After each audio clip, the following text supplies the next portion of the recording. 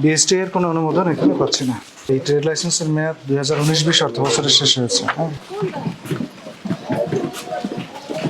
Knock করেন দেখি তো খুলে কিনা।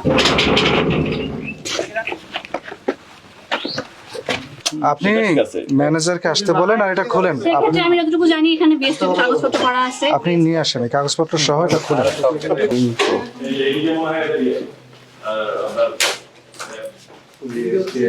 এটা পাওয়া গেলে ভালো হতো।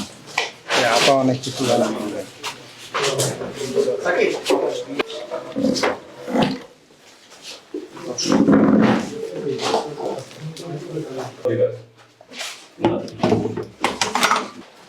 ওনারা আসে নিজে জুস চেক করে। কই আপনার বিএসসি সার্টিফিকেট কই? কোথায় আপনার ম্যানেজার আসছে?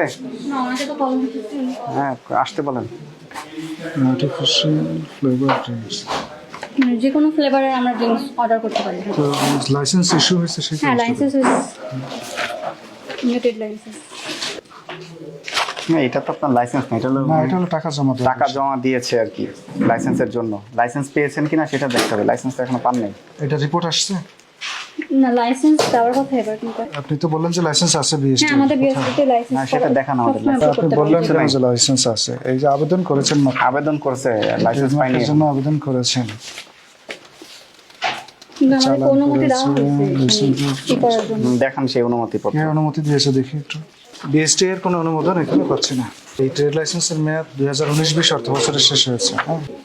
সিভিল সার্জনের প্রত্যয়নপত্র প্রিমিসেস লাইসেন্স, এটা 2022 সালে মেয়াদ উত্তীর্ণ হয়েছে। এটা নবায়ন হয়েছে। আপনার এখানে দেখলাম কিছু রং ব্যবহার করছেন, ওটা কি না এগুলো ফুড দেখেন, প্রমাণ দেখেন। আপনার ওই রঙের মূল কৌটাটা নিয়ে আসেন। ওটা কি টিনের মধ্যে ছিল? টিনের কৌটা রংটা?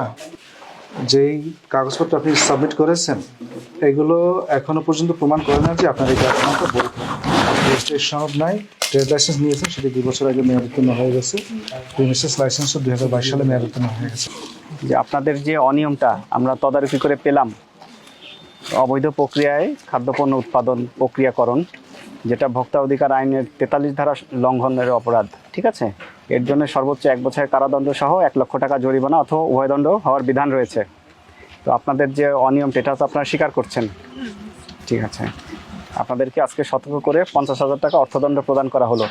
একই সাথে আমরা আদেশ দিলাম আগামী 7 দিনের মধ্যে আপনাদের যত কাগজপত্র আছে, লাইসেন্স আছে, সেগুলো আমাদেরকে প্রদর্শন করতে হবে। আমরা এগুলো যাচাই বাছাই করে পুনরায় আবার নতুন করে সিদ্ধান্ত জানাবো, ঠিক আছে?